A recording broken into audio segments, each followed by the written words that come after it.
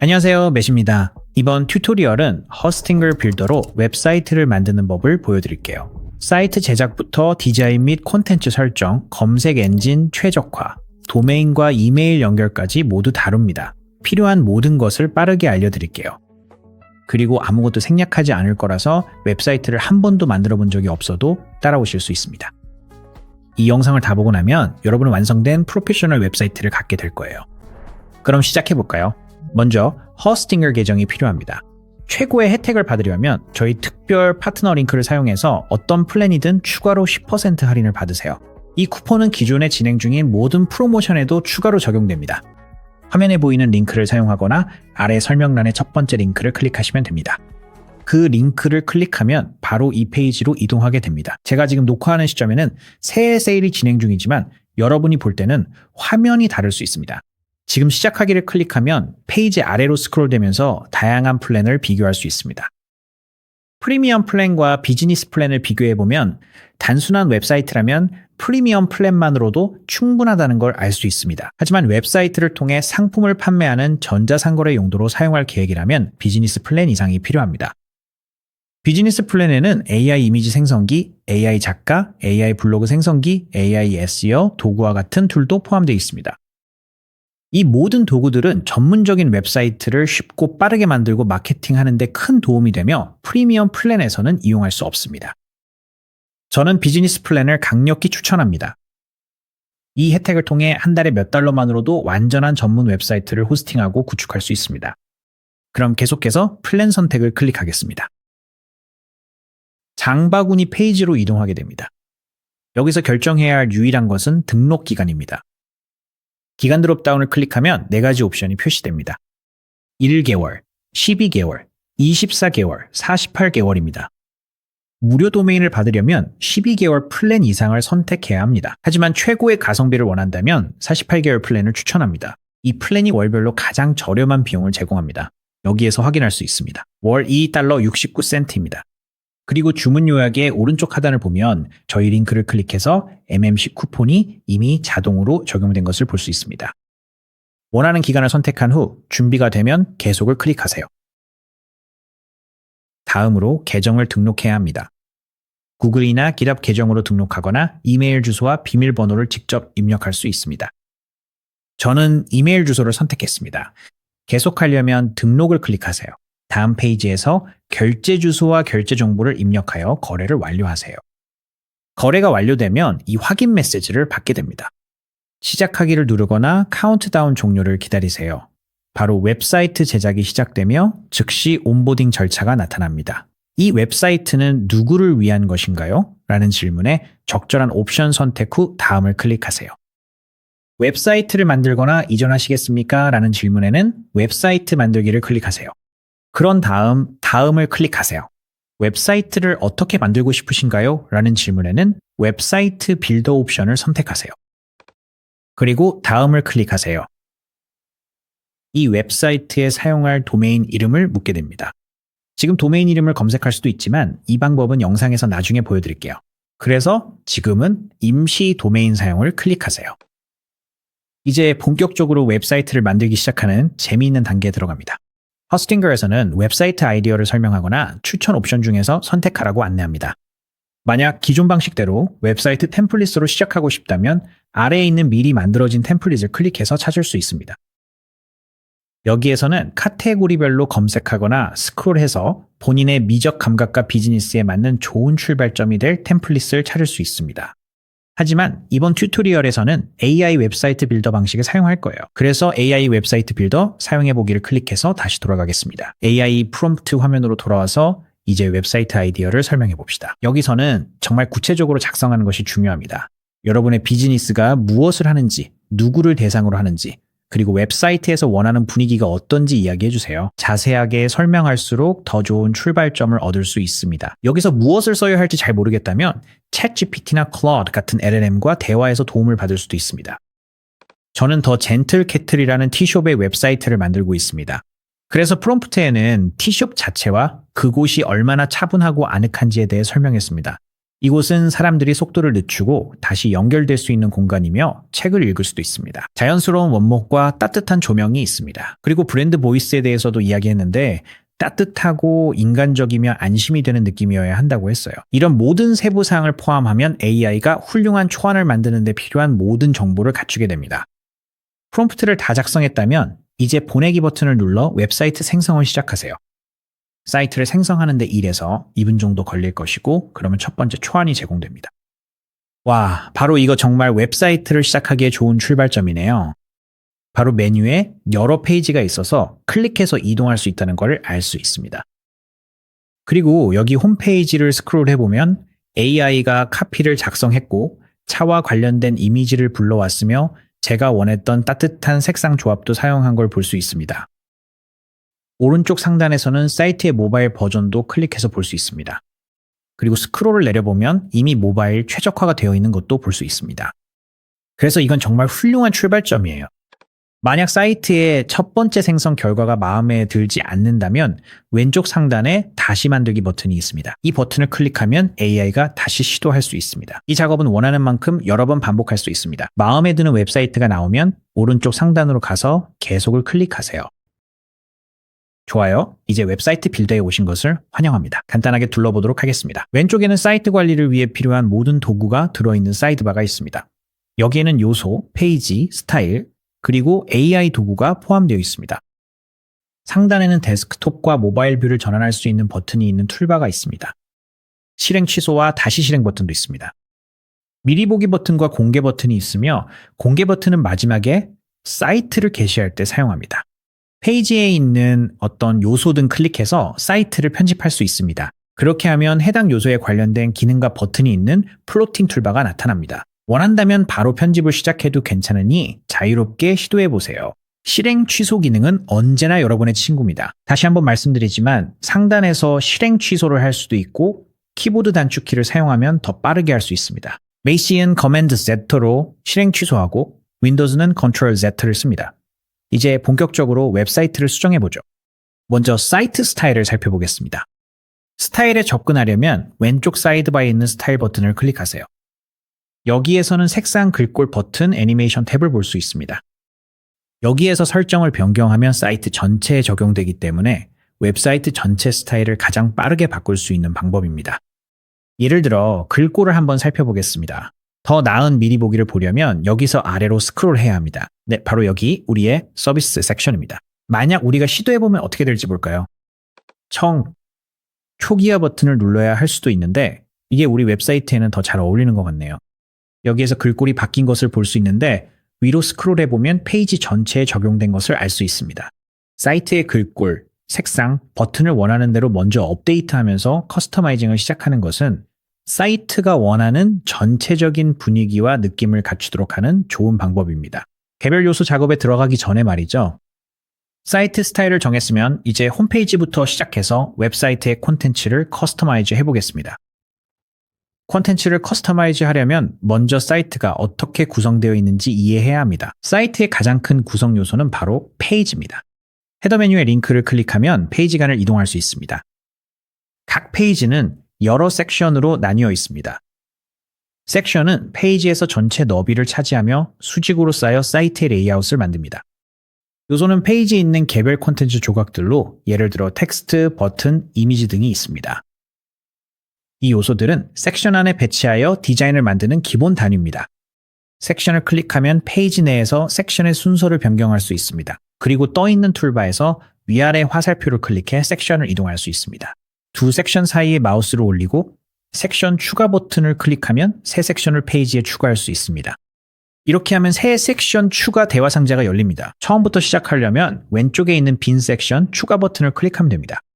섹션 생성 버튼을 클릭하면 원하는 내용을 AI에게 설명하여 자동으로 섹션을 만들어줄 수 있습니다. 또는 미리 만들어진 블록을 사용하고 싶다면 왼쪽을 아래로 스크롤하여 다양한 카테고리를 확인할 수 있습니다. 카테고리를 클릭한 다음 원하는 템플릿을 클릭하면 사이트에 바로 추가됩니다. 섹션을 삭제하려면 해당 섹션을 클릭한 후 떠있는 툴바에서 휴지통 아이콘을 클릭하면 됩니다. 좋아요. 섹션에 대한 설명은 여기까지입니다. 이제 요소에 대해 이야기해 보겠습니다. 페이지에 요소를 추가하려면 왼쪽에 있는 요소 버튼을 클릭하고 추가하고 싶은 요소 유형을 찾아서 원하는 위치로 끌어다 놓으세요.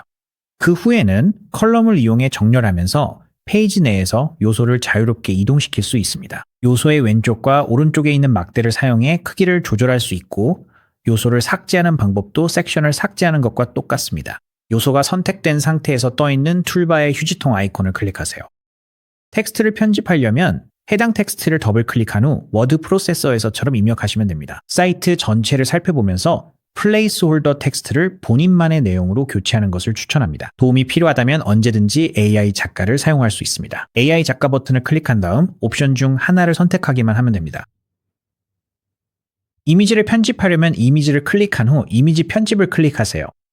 여기서 이미지 교체를 클릭해 컴퓨터에서 파일을 업로드하거나 무료 이미지를 클릭해 스톡 이미지를 찾을 수 있습니다. 검색창에 원하는 이미지를 입력하고 미리 보기를 클릭한 뒤 페이지에 추가하세요. 또한 AI를 사용해 고유한 이미지를 생성할 수도 있습니다. 다음으로 버튼에 대해 알아보겠습니다. 버튼을 편집하려면 버튼을 클릭한 후 떠있는 툴바에서 버튼 편집을 클릭하세요. 버튼에 표시될 문구를 바꾸려면 버튼 텍스트 입력란에 원하는 내용을 입력하세요. 이번에는 버튼이 메뉴로 연결되도록 하고 싶습니다. 그래서 우리의 메뉴라고 입력하겠습니다. 그리고 아래의 버튼이 연결될 URL을 입력할 수 있습니다. 하지만 우리 웹사이트 내의 페이지라면 드롭다운에서 링크를 클릭할 수 있습니다. 페이지 선택을 클릭하고 드롭다운에서 원하는 페이지를 선택하세요. 이번에는 메뉴를 선택하겠습니다. 그리고 이 버튼을 새 탭에서 열지 여부도 선택할 수 있습니다. 이제 배경에 대해 이야기해 보겠습니다. 이 섹션의 배경은 흰색이고 이 섹션은 색상이 있으며 또 다른 섹션은 그라데이션이 들어간 색상이 적용되어 있는 것을 볼 수 있습니다. 하지만 섹션 배경은 이미지나 동영상으로도 설정할 수 있습니다. 예를 들어 홈페이지 맨 위에 있는 Here로 섹션의 배경을 차를 따르는 동영상으로 바꾸고 싶습니다. 그래서 먼저 섹션을 준비해야 합니다. 이 이미지를 클릭한 다음 툴바에서 삭제를 클릭하겠습니다. 다음으로 이 텍스트의 크기를 조정해서 페이지에 더 잘 맞게 하겠습니다. 그리고 실제로 섹션 배경을 변경하려면 섹션을 클릭합니다. 그런 다음 툴바에서 섹션 편집을 클릭하면 여기에서 섹션 설정을 할 수 있습니다. 배경, 색상, 이미지, 동영상에 대한 3개의 탭이 있습니다. 여기에서 섹션 색상을 변경할 수 있고 원한다면 그라데이션 애니메이션도 적용할 수 있습니다. 이미지 탭을 클릭할 수도 있습니다. 이미지를 교체하는 방법은 이미 살펴봤죠. 아주 비슷한 과정입니다. 또는 동영상 탭을 클릭한 다음 동영상 교체를 클릭할 수 있습니다. 그리고 여기에서 무료 동영상 옵션을 찾기 위해 동영상 라이브러리를 검색할 수 있습니다. 예를 들어 차를 검색해 보겠습니다. 그리고 차를 따르는 이 동영상을 선택해 볼게요. 추가하려면 항목 선택을 클릭하세요. 이제 꽤 멋지게 보이네요. 하지만 흰색 글씨가 배경 위에 있어서 읽기 조금 어렵네요. 다행히도 이건 쉽게 해결할 수 있습니다. 배경과 전경 요소 사이에 대비를 높일 수 있습니다. 오버레이 불투명도 슬라이더를 드래그해서 적절한 균형이 맞을 때까지 조절하면 됩니다. 바로 이쯤이면 될 것 같네요. 마지막으로 통합 기능에 대해 간단히 이야기해 볼게요. 통합 기능은 사이트에 추가할 수 있는 서드파티 도구들입니다. 예를 들면 구글 지도, 예약 위젯, 소셜 피드 같은 것들이죠. 요소 옵션에 없는 특정 기능이 필요하다면 통합 기능을 통해 추가할 수 있습니다. 통합 기능을 추가하려면 더보기 메뉴점 3개를 클릭한 다음 통합을 클릭하세요. 여기에서 스크롤을 내려 미리 만들어진 모든 서드파티 통합 기능을 확인할 수 있습니다. 또한 사용자 지정 코드를 사용해서 직접 추가할 수도 있습니다. 이제 사이트의 콘텐츠를 어떻게 맞춤 설정하는지 알았으니 페이지 관리는 어떻게 할까요? 내비게이션에서 페이지를 관리하려면 왼쪽 사이드바에서 페이지를 클릭하세요. 사이트에 새 페이지를 추가하고 싶다면 아래쪽에 있는 보라색 페이지 추가 버튼을 클릭하면 됩니다. 여기에서 AI로 페이지를 생성하거나 빈 페이지를 추가하거나 템플릿이 있는 페이지를 추가할 수 있습니다. 예를 들어 사이트에 개인정보 처리 방침을 추가하고 싶다고 가정해 봅시다. 실제로 해당 카테고리가 있어서 그것을 클릭한 다음 개인정보 처리 방침 템플릿을 클릭해서 바로 가져올 수 있습니다. 일부 템플릿의 경우 호스팅글과 템플릿의 자리 표시자 요소를 채우기 위해 추가 정보를 요청합니다. 간단히 정보를 입력하고 페이지 추가를 클릭하세요. 그러면 바로 새 페이지로 이동하며 페이지 설정 대화 상자가 열려 있을 것입니다.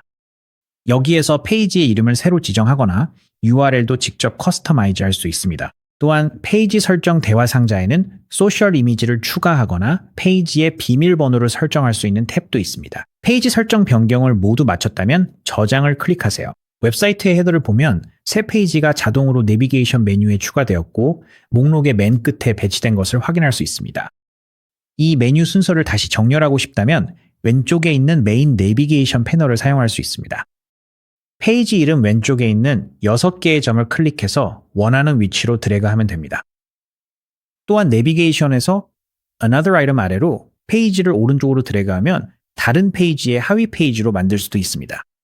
마지막으로 이 페이지가 내비게이션에 전혀 표시되지 않게 하고 싶지만 URL로는 여전히 접근할 수 있도록 하려면 페이지를 맨 아래의 내비게이션에서 숨김 섹션으로 드래그하면 됩니다. 이제 이 페이지는 상단 메뉴에 나타나지 않지만 사이트의 다른 곳에서 직접 링크를 걸면 방문자들이 여전히 이 페이지에 접근할 수 있습니다.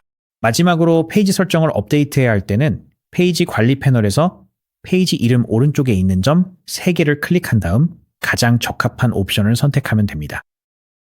페이지를 삭제하고 싶다면 메뉴 하단에 있는 삭제 버튼을 클릭한 후 다시 한번 삭제를 클릭하면 됩니다.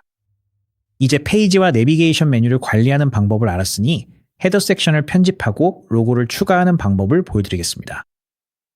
페이지 상단의 헤더 섹션을 클릭한 다음 헤더 편집을 클릭하세요. 그러면 헤더 설정 대화 상자가 열립니다. 여기에서 헤더를 관리할 수 있는 4개의 탭이 있다는 것을 볼 수 있습니다. 레이아웃, 요소, 로고, 그리고 스타일입니다. 로고부터 시작해 보겠습니다. 이미 로고가 있다면 이미지 교체 버튼을 클릭해서 컴퓨터에서 로고 파일을 업로드할 수 있습니다. 아직 로고가 없다면 AI 사용을 클릭해서 고유한 로고를 만들 수 있습니다. 이렇게 하면은 허스팅글 AI로 고메이커가 새 탭에서 열립니다. 여기 상단에는 로고에 원하는 내용을 입력할 수 있는 프롬프트 입력란이 있습니다. 그 옆에는 원하는 로고 유형을 선택할 수 있는 카테고리 드롭다운이 있습니다. 여기서는 자동으로 친환경 또는 내추럴이 선택된 것 같은데 티숍에는 잘 어울리는 선택입니다. 그리고 로고를 컬러풀하게 만들 수 있도록 스위치를 켜는 기어 아이콘도 있습니다. 이제 로고에 사용할 프롬프트를 입력해 보겠습니다. 캘리포니아에 있는 아늑한 티숍 The Gentle Kettle의 로고를 요청해 볼게요. 그런 다음 생성을 클릭해서 로고를 만들어 주세요. 로고가 생성되는데 1에서 2분 정도 걸리며 완료되면 선택할 수 있는 4개의 아이콘이 표시됩니다. 이 아이콘들은 로고의 기본이 되며 여기에 텍스트를 추가하게 됩니다. 마음에 드는 아이콘을 선택해서 마우스를 올리고 로고 편집을 클릭하세요. 이렇게 하면 로고 커스터마이저가 열립니다. 여기에서 이름과 슬로건이 있다면 추가할 수 있습니다. 아래로 스크롤하면 추천 폰트 갤러리를 볼 수 있습니다. 마음에 드는 폰트가 있다면 클릭해서 로고에 적용할 수 있습니다. 또는 사용하고 싶은 특정 폰트가 있다면 폰트 패밀리 드롭다운을 클릭해서 목록에서 찾을 수 있습니다. 제 경우에는 이미 웹사이트에서 장 폰트를 사용하고 있어서 목록에서 그 폰트를 찾아 선택해 전체와 맞추겠습니다. 다음으로 왼쪽 상단의 레이아웃 탭을 클릭해서 로고의 레이아웃을 조정할 수 있습니다. 여기에서 아이콘의 크기, 아이콘과 텍스트 사이의 간격, 그리고 아이콘이 텍스트에 대해 어디에 위치할지 조정할 수 있습니다. 개인적으로는 아이콘이 왼쪽에 있고 텍스트가 오른쪽에 있는 구성을 선호합니다. 로고의 모습이 마음에 들면 다운로드 버튼을 클릭한 후 컴퓨터에 저장할 수 있습니다. 로고 파일을 확인하려면 로고를 저장한 폴더를 열고 파일의 압축을 풀면 파비콘과 PNG 형식의 로고를 얻을 수 있습니다. 로고 제작이 끝나면 허스팅글 AI 로고 메이커 탭을 닫고 허스팅글 웹사이트 빌더로 돌아가면 됩니다. 로고를 추가하려면 다시 헤더 편집, 로고로 들어가서 이미지를 교체하세요. 그리고 컴퓨터에서 파일을 업로드하세요. 이렇게 하면 미디어 라이브러리에 추가되고 거기서 선택을 클릭해 로고를 삽입할 수 있습니다. 이제 로고가 교체된 것을 볼 수 있습니다. 로고의 크기를 조정하고 싶다면 헤더 설정에서 로고 항목 아래에 로고 너비 슬라이더를 원하는 크기로 조절하세요. 이제 로고를 교체했으니 레이아웃 탭부터 시작해서 헤더의 외관을 조정해 봅시다. 레이아웃 탭에서 아래로 스크롤하면 로고, 메뉴, 그리고 다른 헤더 요소들의 위치를 재배치할 수 있습니다. 개인적으로 저는 첫 번째 옵션이 마음에 들어서 그대로 두겠습니다. 헤더에 있는 모든 요소들의 간격도 조정할 수 있습니다. 다음으로 요소 탭을 클릭하면 다양한 요소를 표시하거나 숨길 수 있는 3개의 토글 스위치를 볼 수 있습니다. 첫 번째는 로고로 이미 여기서 켜져 있습니다. 또한 소셜 아이콘을 표시할 수 있는 토글 스위치도 있습니다. 소셜 아이콘의 링크는 소셜 아이콘 편집 버튼을 클릭해서 수정할 수 있습니다. 버튼을 표시할지 여부도 토글로 설정할 수 있습니다. 이 버튼은 CTA, 즉 방문자가 웹사이트에 들어왔을 때 가장 먼저 하길 원하는 행동을 유도하는 콜 투 액션으로 유용하게 사용할 수 있습니다. 예를 들어 젠틀캐틀 웹사이트를 방문하는 대부분의 사람들이 소셜 미디어 계정이 아니라 T 메뉴를 찾고 있다는 것을 알고 있습니다. 그래서 제 경우에는 소셜 아이콘을 끌 거예요. 그리고 버튼에는 내비게이션 항목 대신 메뉴로 연결되는 링크를 넣으면 어떨까요? 이 작업을 하려면 왼쪽에서 페이지를 클릭하고 메뉴를 내비게이션에서 숨김 섹션으로 이동시킨 다음 헤더 편집을 클릭하고 버튼 편집을 클릭하세요. 그리고 링크 대상에서 페이지가 맞는지 확인한 후 페이지 선택에서 드롭다운을 클릭하고 메뉴를 선택하세요. 다음으로 버튼의 텍스트를 메뉴로 변경하겠습니다. 이제 누군가 메뉴 버튼을 클릭하면 메뉴 페이지로 이동하게 됩니다. 마지막으로 헤더 스타일을 어떻게 업데이트하는지 보여드릴게요. 이를 위해 다시 홈페이지로 돌아가겠습니다. 헤더 설정에서 스타일 탭을 클릭하면 상단에 드롭다운과 함께 몇 가지 옵션이 있습니다. 헤더를 클릭하면 헤더의 스타일 옵션이 표시됩니다. 버튼을 클릭하면 버튼의 스타일 옵션이 표시됩니다. 소셜 아이콘도 마찬가지입니다. 헤더의 경우 투명 헤더와 비투명 헤더를 전환할 수 있습니다. 지금은 비투명 상태이지만 투명으로 전환하면 이렇게 보일 거예요. 메뉴 항목의 텍스트 폰트와 헤더 텍스트 색상도 변경할 수 있습니다. 지금까지 데스크톱에서 사이트가 멋지게 보이지만 전체 웹 트래픽의 절반 이상이 모바일 기기에서 발생하므로 모바일에서도 사이트가 잘 보이는지 확인해야 합니다. 최소한 게시하기 전에 항상 모바일에서 확인하는 것이 좋습니다. 이제 사이트의 모바일 버전을 최적화하는 방법을 보여드릴게요. 모바일 에디터로 전환하려면 상단바에서 휴대폰 아이콘을 클릭하세요. 여기에서 스크롤을 내려 모바일 버전의 사이트가 어떻게 보이는지 확인할 수 있습니다. 모바일에서 변경한 내용은 데스크톱 버전에는 영향을 주지 않으며 그 반대도 마찬가지입니다. 데스크톱 에디터에서 하듯이 모든 것을 조정할 수 있습니다. 사실 여기에는 모바일 버전을 위한 바로가기도 있습니다. 어떤 섹션이든 클릭한 다음 떠있는 툴바에서 레이아웃 자동 수정을 클릭할 수 있습니다. 그러면 모바일에 좀 더 최적화된, 더 간결한 버전을 만들어줍니다. 하지만 가끔은 엉뚱하게 바뀔 수도 있으니 원하는 대로 변경되지 않았다면 꼭 다시 확인하고 언제든 실행 취소해도 됩니다. 그리고 직접 요소를 옮기면서 수동으로 변경할 수도 있습니다. 각 섹션의 오른쪽 하단에 나타나는 위아래 화살표를 클릭하고 드래그해서 간격을 조정할 수 있습니다. 마지막으로 데스크톱 버전에는 보이지만 모바일 버전에는 보이지 않게 하고 싶은 내용이 있다면 혹은 그 반대의 경우에도 개별 요소와 섹션의 표시 여부를 직접 제어할 수 있습니다. 예를 들어 여기 있는 이 섹션을 클릭한 다음 눈 모양 아이콘을 클릭해서 이 섹션의 모바일 표시를 끌 수 있습니다. 이제 미리 보기로 들어가서 페이지를 아래로 스크롤하면 해당 섹션 전체가 모바일 버전에서는 더 이상 보이지 않게 됩니다. 이제 웹사이트를 멋지게 만드는 방법을 알았으니 웹폼을 추가해서 더 기능적으로 만들어 봅시다. 폼을 사용하면 방문자가 웹사이트를 통해 직접 정보를 보낼 수 있습니다. 가장 일반적인 폼 유형 중 하나는 연락처 폼입니다. 연락처 폼을 설정하는 방법을 보여드릴게요. 먼저 왼쪽 상단의 에디터로 다시 이동해서 데스크톱 보기로 전환해 봅시다. 허스팅글 AI가 우리 웹사이트를 생성할 때 방문 페이지를 만들었고 그 방문 페이지에는 문의하기 섹션이 포함되어 있습니다. 그런데 이게 충분히 눈에 띄지 않는 것 같아요. 웹사이트에 방문하는 사람들이 문의하기 링크를 확실히 볼 수 있었으면 좋겠어요. 그래서 독립적인 문의 페이지를 새로 만들어 보겠습니다. 이 섹션은 휴지통 아이콘을 눌러 삭제할게요. 페이지로 이동해서 페이지 추가를 클릭한 다음 템플릿 카테고리에서 문의를 선택하세요. 그리고 웹폼이 포함된 문의하기 옵션을 클릭하세요. 이렇게 하면 새 페이지가 생성되고 자동으로 내비게이션 메뉴에 추가됩니다. 그리고 저장을 클릭할 수 있습니다. 왼쪽의 페이지 및 내비게이션 섹션은 X를 눌러 닫아줍니다. 여기에 우리의 웹폼이 있습니다. 허스팅글 웹사이트 빌더에서 폼을 편집하는 것은 다른 것을 편집하는 것과 매우 비슷합니다. 요소를 클릭하면 툴바가 나타납니다. 폼 편집을 클릭하면 설정 메뉴가 열립니다. 이 설정 메뉴에서는 일반, 필드, 버튼, 스타일, 그리고 애니메이션 탭이 있습니다. 일반 설정부터 시작해 보겠습니다. 먼저 아래로 스크롤하면 폼 이름 필드를 볼 수 있습니다. 폼이 목적에 맞는 적절한 이름을 가지고 있는지 확인하세요. 우리의 경우에는 문의 폼이 적합해 보입니다. 다음은 이메일 필드입니다. 이곳은 모든 새 폼 제출이 전송될 이메일 주소이므로 원하는 이메일 주소가 입력되어 있는지 꼭 확인하세요. 다음으로 필드 탭을 살펴보겠습니다. 이 페이지에서는 드롭다운을 클릭한 후 목록에서 입력 유형을 선택하여 새로운 폼 필드를 추가할 수 있습니다. 필드의 왼쪽에 있는 6개의 점을 클릭하고 드래그하여 필드의 순서를 변경할 수 있습니다. 페이지 내비게이션 순서를 바꾸는 것과 매우 비슷합니다. 필드를 편집하려면 이름 오른쪽에 있는 드롭다운 화살표를 클릭하세요. 여기에서 필드 라벨을 업데이트할 수 있는데 보통은 질문이거나 받고자 하는 입력 유형입니다. 다음으로 플레이스홀더 텍스트를 수정할 수 있습니다. 이것은 누군가가 아무것도 입력하기 전에 회색 상자에 표시되는 내용입니다. 그리고 필드 유형도 변경할 수 있습니다. 여기서는 필드 유형을 전화번호로 변경하겠습니다. 또한 이 필드가 제출 시 필수인지 여부를 토글할 수도 있습니다. 필드가 더 이상 필요하지 않다면 필드 제거를 클릭해서 삭제할 수 있습니다. 홈 하단에는 버튼이 있습니다. 이 경우에는 제출이라고 표시되어 있습니다. 버튼 탭을 클릭하면 이 버튼의 문구와 모양을 변경할 수 있습니다. 여기서 업데이트를 할 수 있습니다. 가장 많이 변경하는 것 중 하나는 폼 제출 후 동작을 바꾸는 것입니다. 폼이 제출된 후 메시지를 표시하도록 설정할 수도 있고 또는 새 페이지로 연결을 클릭해서 사용자를 사이트 내에 새로운 페이지로 리디렉션할 수도 있습니다. 보통은 감사 페이지나 확인 페이지 등으로 이동하게 됩니다.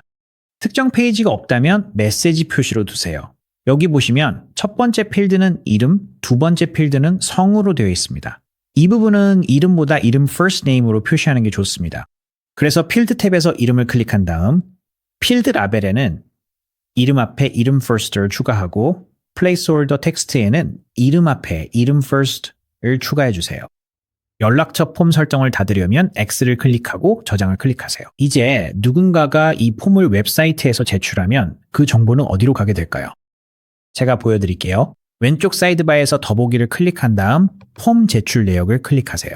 여기에서 웹사이트에 있는 모든 폼의 목록을 볼 수 있고 보기를 클릭하면 제출된 내용을 확인할 수 있습니다. 또한 폼 응답은 이메일로도 받게 되므로 일반 폼 설정에서 올바른 이메일 주소가 입력되어 있는지 꼭 확인하는 것이 중요합니다. 여러분이 만드는 것에 따라 블로그나 온라인 스토어가 필요할 수도 있습니다. 두 가지 모두 다룰 예정인데 먼저 블로그부터 시작하겠습니다. 블로그는 소식을 공유하고 청중과 신뢰를 쌓으며 검색 순위를 높일 수 있는 콘텐츠를 만드는 데 도움이 됩니다. 블로그를 추가하는 방법을 알려드릴게요. 블로그를 추가하려면 왼쪽에서 더보기를 클릭한 다음 블로그를 클릭하세요. 그런 다음 블로그 시작하기를 클릭하세요. 바로 블로그 페이지가 생성되고 헤더 메뉴에 자동으로 추가됩니다. 스크롤을 내려보면 이미 샘플 게시글로 채워져 있는 것을 볼 수 있습니다. 새 게시글을 추가하려면 왼쪽 블로그 메뉴에서 새 게시글 추가 버튼을 클릭하세요. 블로그 게시글을 AI로 작성할 수 있다는 안내창이 나타납니다. 직접 작성하고 싶다면 건너뛰기, 직접 작성하겠습니다를 클릭할 수도 있습니다. 하지만 이번에는 AI를 사용하는 방법을 보여드릴게요. 첫 번째, 드롭다운 메뉴에서 원하는 말투를 선택할 수 있습니다. 격식체, 중립체, 캐주얼체가 있습니다. 저는 캐주얼한 블로그를 좋아해서 그걸 선택해 보겠습니다. 다음으로 콘텐츠의 길이를 선택할 수 있습니다. 설정이 완료되었습니다. 기본값은 300에서 500단어로 되어 있지만 SEO를 위해 약 1000단어 정도로 설정하는 것이 좋다고 생각합니다. 다음으로 블로그 게시글의 주제가 무엇인지 설명이 필요합니다. 완벽한 입차 한전을 만드는 방법에 대한 블로그 글을 작성해 봅시다. 블로그 게시글 설명을 입력한 후 콘텐츠 생성을 클릭하세요. AI가 블로그 게시글을 생성하는데 몇 분 정도 걸릴 수 있으며 완료되면 스크롤을 내려 결과물을 확인할 수 있습니다. 블로그 게시글 편집기는 웹사이트 편집기의 다른 부분과 동일하게 작동합니다. 중요한 점은 블로그 게시글이 두 개의 주요 섹션으로 구성된다는 것입니다. 첫 번째는 게시글 헤더 섹션입니다. 여기에는 제목, 게시 날짜, 그리고 블로그 게시글에 대한 기타 주요 정보가 포함됩니다. 다음 섹션은 본문 섹션입니다. 이 부분에는 보통 상단에 이미지가 포함되고 그 아래에 구조화된 텍스트 내용이 들어갑니다. 블로그 게시글에는 게시글 설정이라고 불리는 고유한 설정 섹션도 있습니다. 상단 툴바의 게시글 설정 버튼을 클릭해 접근하세요. 그러면 일반 대표 이미지, 카테고리 탭이 있는 설정 창이 뜹니다. 먼저 일반 탭입니다. 첫 번째로 게시글 제목이 있습니다. 이 필드는 AI 게시글 생성기를 사용할 경우 자동으로 생성되어 입력됩니다. 다음으로 게시글 설명이 있고 그 다음에는 게시글 URL이 있습니다. 저는 제목과 동일한 URL을 사용하는 것을 추천합니다. 그러니 복사해서 붙여넣어 보겠습니다. 붙여넣으면 공백이 자동으로 대시로 바뀐 것을 볼 수 있습니다. 또한 게시글 URL로 제목의 더 짧은 버전을 사용할 수도 있습니다. 예를 들어 완벽한 차 한 잔을 우려내는 방법이라고 입력하고 그대로 둘 수도 있습니다. 다음으로 작성자란에 제 이름을 입력하고 게시글 날짜를 설정합니다. 과거 날짜로도 설정 가능합니다. 마지막으로 원한다면 게시글 예약 스위치를 켤 수도 있습니다. 다시 상단으로 올라가서 대표 이미지를 살펴보겠습니다. 이 섹션은 AI 게시글 생성기를 사용할 경우 자동으로 채워집니다. 대표 이미지는 블로그 게시글을 메시지나 소셜미디어 피드에 공유할 때 표시되는 이미지입니다. 마지막으로 카테고리 탭이 있습니다. 블로그 게시글에 카테고리를 추가하는 것이 가장 좋은 방법입니다. 특히 시간이 지나면서 게시글 목록이 많아질 때 정리를 쉽게 할 수 있습니다. 예를 들어 이 게시글을 유용한 가이드라는 카테고리에 넣을 수 있습니다. 게시글 설정에서 변경을 모두 마쳤다면 저장을 클릭하세요. 블로그 게시글을 최종적으로 발행할 준비가 되면 상단바에서 상태를 임시 저장해서 공개로 클릭하여 변경하면 됩니다. 미리 보기 버튼을 클릭하면 이 블로그 게시글이 실제로 공개될 때 어떻게 보일지 확인할 수 있습니다. 에디터로 돌아가서 블로그 페이지 자체에서 게시글이 어떻게 표시되는지 보여드리겠습니다. 여기에서 각 블로그 게시글마다 고화질 대표 이미지를 사용하는 것이 왜 중요한지 알 수 있습니다. 이것이 바로 방문자들이 블로그 목록을 볼 때 가장 먼저 보게 되는 미리 보기입니다. 블로그를 완전히 공개하기 전에 이러한 플레이스홀더 게시글들을 모두 삭제하는 것을 추천합니다. 이를 위해서는 왼쪽 사이드바에서 블로그를 클릭한 다음 각 플레이스홀더 게시글 옆에 있는 점 3개를 클릭하고 삭제를 선택하세요. 그런 다음 다시 한번 삭제를 클릭하여 확인합니다. 이 과정을 각 게시글마다 반복할 수 있습니다. 이제 온라인 스토어를 추가해 보겠습니다. 제품이든 디지털 상품이든 심지어 서비스든 판매하고 있다면 허스팅글에서는 사이트에 바로 손쉽게 쇼핑몰을 만들 수 있습니다. 어떻게 작동하는지 보여드릴게요. 왼쪽에서 스토어를 클릭하세요. 스토어 추가를 클릭합니다. 이렇게 하면 스토어 페이지가 생성되고 자동으로 헤더 메뉴에 추가됩니다. 다시 한번 왼쪽에 스토어 버튼을 클릭해서 스토어를 관리하세요. 첫 번째 상품을 설정하는 것부터 시작해 보겠습니다. 스토어 관리 메뉴에서 상품을 클릭하세요. 상품 목록 페이지로 이동하게 됩니다. 새 상품을 추가하려면 오른쪽에 있는 보라색 버튼을 클릭하세요. 그러면 추가할 수 있는 상품 유형 목록이 나타나는데 여기에는 실물 상품, 디지털 상품, 서비스, 예약 등 다양한 옵션이 있습니다. 실물 상품을 설정해 보겠습니다. 이제 상품 상세 정보 입력 폼이 열립니다. 여기에서 이미지를 업로드하고 제목, 설명, 가격, 상품 옵션, 카테고리 등 다양한 정보를 추가할 수 있습니다. 이 항목들은 직접 입력할 수도 있고 더 쉬운 방법도 있습니다. 허스팅글 AI를 사용하면 상품 이미지를 업로드해서 모든 세부 정보를 자동으로 생성할 수 있습니다. 이 방법을 어떻게 하는지 보여드릴게요. 상품 이미지만 업로드하면 AI가 이미지를 분석해서 모든 항목을 자동으로 입력해 줍니다. 다음으로 아래로 스크롤하면서 AI가 생성한 모든 내용을 확인해 보세요. 약간 수정이 필요할 수도 있지만 아주 좋은 출발점이 될 거예요. 특히 가격 정보를 꼭 업데이트해야 한다는 점을 잊지 마세요. 재고 관리를 하고 싶다면 수량 추적 버튼을 체크하고 보유 중인 재고 수량을 설정하세요. 상품에 카테고리를 추가하고 싶을 수도 있는데 이 부분도 AI가 추천을 제공해 줍니다. 제 경우에는 여기서 가양차가 선택되었습니다. 저는 그 태그를 클릭해서 그대로 받아들이겠습니다. 그러면 자동으로 해당 카테고리가 추가된 것을 볼 수 있습니다. 그리고 여기에서 상품이 상품 목록에 표시됩니다. 다음으로 블로그와 마찬가지로 플레이스홀더를 삭제해야 합니다. 이 작업을 빠르게 하려면 상품 목록 맨 왼쪽 상단에 있는 체크박스를 클릭하고 내 상품의 체크를 해제한 다음 상단의 빨간색 삭제 버튼을 클릭하세요. 삭제를 한 번 더 눌러서 확인해야 하며 그러면 모든 플레이스 홀더 상품이 목록에서 제거되고 실제 상품만 남게 됩니다. 실제 매장에서 상품이 어떻게 보이는지 확인하려면 스토어 관리자를 닫고 메인 스토어 페이지를 확인하세요. 여기에서 상품이 어떻게 표시되는지 볼 수 있습니다. 이제 상품이 준비되었으니 고객이 결제할 수 있는 방법이 필요합니다. 결제 수단을 연결해 봅시다. 상단 배너에 버튼이 보인다면 그 버튼을 클릭해서 결제 수단을 연결할 수 있습니다. 만약 보이지 않는다면 왼쪽 사이드바에서 스토어를 클릭하세요. 설정 마법사에서 결제 수단 추가 옵션이 보일 수도 있습니다. 만약 보이지 않는다면 아래로 스크롤해서 설정을 클릭하세요. 이렇게 하면 스토어 관리자가 열립니다. 로딩이 완료되면 왼쪽에서 아래로 스크롤하여 설정 섹션에서 결제를 선택하세요. 여기 결제 메뉴에서는 여러 가지 옵션이 있으며 어떤 옵션이 보이는지는 사용자의 위치에 따라 다릅니다. 여기 미국 기반 계정의 경우 Stripe, PayPal, 딜러 칼고, 그리고 수동 결제 옵션이 있습니다. 원하는 결제 수단을 선택할 수 있지만 저는 Stripe 사용을 추천합니다.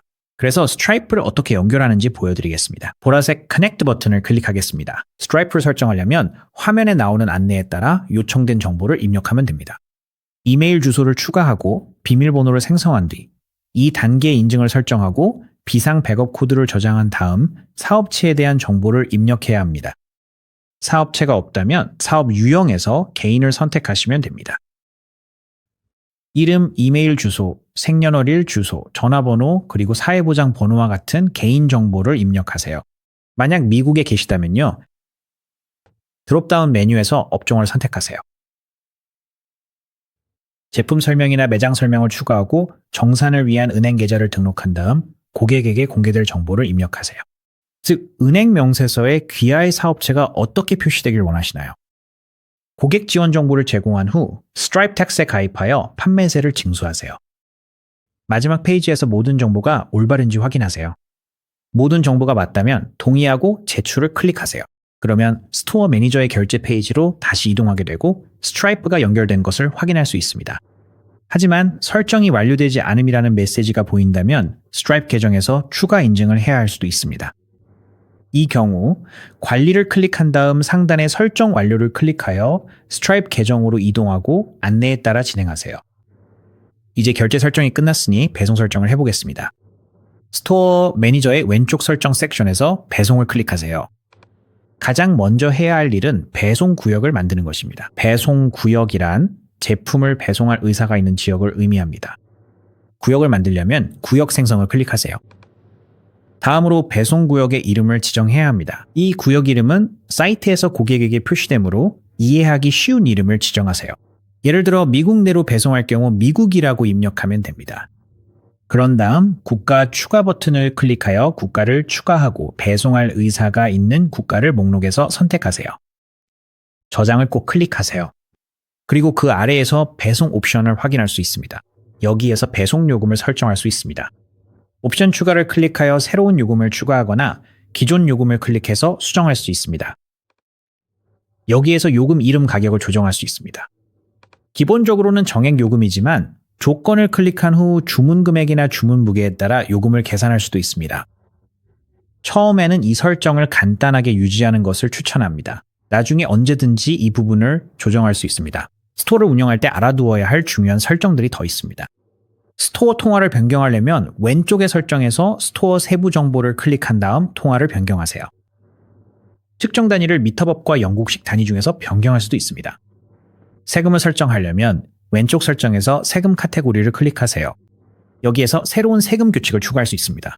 이 부분은 웹사이트 빌더 튜토리얼에서 다루기에는 다소 복잡하지만 세금을 추가해야 한다면 여기서 할 수 있습니다.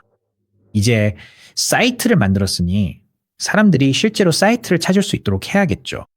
바로 여기서 SEO가 필요합니다. 검색 엔진 최적화입니다. 이 작업을 통해 누군가 여러분이 제공하는 것을 검색할 때 사이트가 노출될 수 있습니다. SEO 도구에 접근하려면 왼쪽 사이드바에서 SEO를 클릭하세요. 그러면 웹사이트에 있는 페이지 목록이 표시됩니다. 홈페이지부터 시작해 보겠습니다. 여기에서 검색 결과 미리 보기를 확인할 수 있습니다. 이것이 여러분의 페이지가 구글이나 다른 검색 엔진에 어떻게 표시되는지 보여줍니다. SEO를 개선하기 위해 조정할 수 있는 주요 매개 변수가 몇 가지 있습니다. 먼저 SEO 제목입니다. 이것은 검색 결과 미리 보기 상단에 있는 파란색 제목이며 수동으로 조정할 수 있습니다. 또한 메타 설명도 있습니다. 이것이 두 번째로 표시되는 부분입니다. 이 검은색 텍스트가 바로 그것입니다. 중간에 있는 초록색 텍스트는 여러분의 URL입니다. 호스팅하는 AI가 SEO 제목과 메타 설명을 개선할 수 있는 방법에 대한 제안을 제공합니다. 각 페이지마다 포커스 키워드를 조정할 수도 있는데 이는 SEO를 정확히 타겟팅하는 데 도움이 됩니다. SEO를 조정하는 가장 쉬운 방법은 상단으로 가서 AI SEO 어시스턴트를 사용하는 것입니다. 새로운 SEO 정보 생성을 클릭하세요. 다음으로 일련의 질문이 제시됩니다. 이 질문들은 AI가 사이트를 최적화하는 데 도움이 됩니다. 먼저 페이지 설명을 추가해야 합니다. 이 설명은 자동으로 불러와졌고 홈페이지에는 충분히 괜찮아 보여서 다음 단계를 클릭하겠습니다. 하지만 페이지에 맞게 조정이 필요하다면 그렇게 하시는 것을 추천합니다. 여기서는 사이트와 가장 관련성이 높은 키워드 3개를 선택해야 합니다. 자동으로 선택되었나요? 제 경우에는 티하우스와 입차가 있고 여기에 평화로운 공간을 추가하고 싶을 수도 있습니다. 그런 다음 단계를 클릭합니다. 다음으로 검색 엔진에서의 노출 모습을 검토할 수 있습니다. 다시 말해 이 화면은 검색 엔진의 페이지가 표시될 때 어떻게 보이는지 보여줍니다. 여기 아래에서 SEO 제목과 메타 설명을 조정할 수 있습니다. 그리고 위쪽에 어떻게 보이는지 꼭 확인하세요. 이것이 첫인상입니다. 저는 개인적으로 이 업데이트에 만족해서 완료를 클릭하겠습니다. 이제 완료되었습니다. 이 페이지는 이제 최적화되었고 왼쪽에 초록색 체크 표시가 나타나면 준비가 완료된 것을 알 수 있습니다. 웹사이트의 모든 페이지에 대해 이 과정을 거치는 것을 추천합니다. 이제 검색 결과에 표시하고 싶지 않은 페이지가 있다면 검색 결과에서 페이지 숨기기 옆에 스위치를 켜면 됩니다. 사람들이 실수로 해당 페이지를 찾지 않도록 하기 위해서입니다. 다음으로 도메인을 연결해 봅시다. 도메인은 사람들이 여러분의 사이트를 방문할 때 입력하는 웹 주소입니다. 상단 툴바에서 도메인 연결을 클릭한 다음 도메인 받기를 클릭하세요. 그러면 이 페이지로 이동하게 되는데 아마 익숙하게 느껴질 수도 있습니다. 이 비디오의 앞부분 온보딩 과정에서는 이 부분을 건너뛰었습니다. 여기에는 2가지 옵션이 있습니다. 첫 번째로 도메인을 등록할 수 있습니다. 12개월 이상 요금제를 구매했다면 도메인 하나를 무료로 받을 수 있습니다. 또는 그냥 도메인을 구매할 수도 있습니다. 또는 이미 소유하고 있는 도메인이 있다면 기존 도메인을 연결할 수도 있습니다. 어느 쪽이든 여기서 진행하는 과정은 동일합니다. 바로 여기에 원하는 도메인을 검색해서 사이트에 연결할 수 있습니다. 제 경우에는 gentlekettle.com을 사용할 예정입니다. 여기에서 도메인이 사용 가능하다는 것을 확인할 수 있고 12개월 이상 요금제를 구매했기 때문에 첫 해는 무료로 제공된다는 표시가 나옵니다. 이 도메인을 선택하겠습니다. 그 다음에 다음을 클릭하세요. 다음으로 도메인을 등록해야 합니다. 이제 정보를 입력하세요. 입력이 끝나면 등록 완료를 클릭하세요. 등록이 완료되면 도메인이 사이트에 추가되었다는 확인 메시지가 표시됩니다. 또한 이메일 주소를 꼭 인증하라는 안내도 나옵니다. 이 과정을 완료해야 도메인 이름을 계속 사용할 수 있습니다. 만약 인증하지 않으면 14일 후에 도메인이 정지됩니다. 그러니 받은 편지함으로 가서 호스팅거에서 온 이메일을 찾아 이메일 주소를 인증하세요.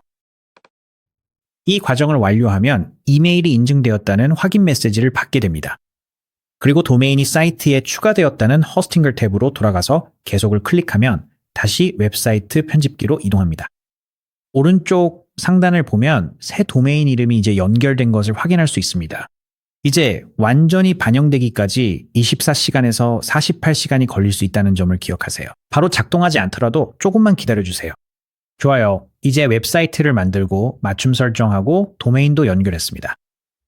이제 공식적으로 웹사이트를 출시해 봅시다. 이 과정은 아주 간단합니다. 오른쪽 상단으로 가서 Go Live를 클릭하세요. 처음 실행할 때는 잠시 시간이 걸릴 수 있습니다. 작업이 완료되면 확인 메시지가 나타나고 버튼을 클릭해서 사이트를 볼 수 있습니다. 자, 이제 끝났습니다. 이제 여러분의 웹사이트가 인터넷에 공개되어 사람들이 찾을 수 있게 되었습니다. 이제 웹사이트로 돌아가면 여전히 변경을 할 수 있습니다. 원하는 만큼 업데이트를 할 수 있습니다. 변경 사항을 실제 사이트에 반영하고 싶을 때는 오른쪽 상단의 웹사이트 업데이트를 클릭하면 됩니다. 이제 웹사이트가 공개되었지만 한 가지 더 해야 할 일이 있습니다. 전문적인 비즈니스 이메일을 설정해 봅시다. 도메인과 일치하는 info at2gentero, com과 같은 전문 이메일을 사용하면 비즈니스의 신뢰도를 높일 수 있습니다. 고객과의 소통도 더 쉬워집니다. 이 방법은 간단합니다. 왼쪽 상단의 웹사이트 빌더 드롭다운을 클릭한 다음 호스팅 대시보드를 클릭하세요. 그 다음 왼쪽 메뉴에서 이메일을 클릭합니다. 그 다음 무료 이메일 받기 아래에서 무료 시작을 클릭하세요. 무료 이메일을 사용할 도메인을 선택하라는 메시지가 나타납니다. 도메인이 하나만 있다면 그것만 표시되므로 확인을 클릭하면 됩니다. 그 다음 무료 체험 시작을 클릭하세요. 이제 메일함을 설정해 봅시다. 먼저 이메일 이름을 만들어야 합니다. 이름은 이메일 주소에서 at 기호 앞에 오는 부분입니다. 제 경우에는 info@thegentlekettle.com을 원합니다. 다음으로 이메일 주소에 사용할 비밀번호를 만드세요. 비밀번호가 안전한지 확인하고 추가 보안을 위해 비밀번호 관리 프로그램에 저장하세요. 그런 다음 생성을 클릭하세요. 새로운 받은 편지함에 접속하려면 브라우저를 클릭한 후 로그인을 클릭하세요. 그러면 호스팅어 메일 계정의 로그인 페이지로 이동합니다. 나중에 쉽게 로그인할 수 있도록 mailhostinger.com 웹페이지를 저장해두는 것을 추천합니다. 새 비밀번호 입력 후 로그인을 클릭하세요. 받은 편지함에 오신 걸 환영합니다. 허스팅걸 빌더로 웹사이트 만드는 방법을 모두 배우셨습니다. 설명란 링크로 가입하면 모든 플랜 10% 할인을 받으실 수 있습니다. 기존의 모든 프로모션에 추가로 적용됩니다. 시청해주셔서 정말 감사합니다.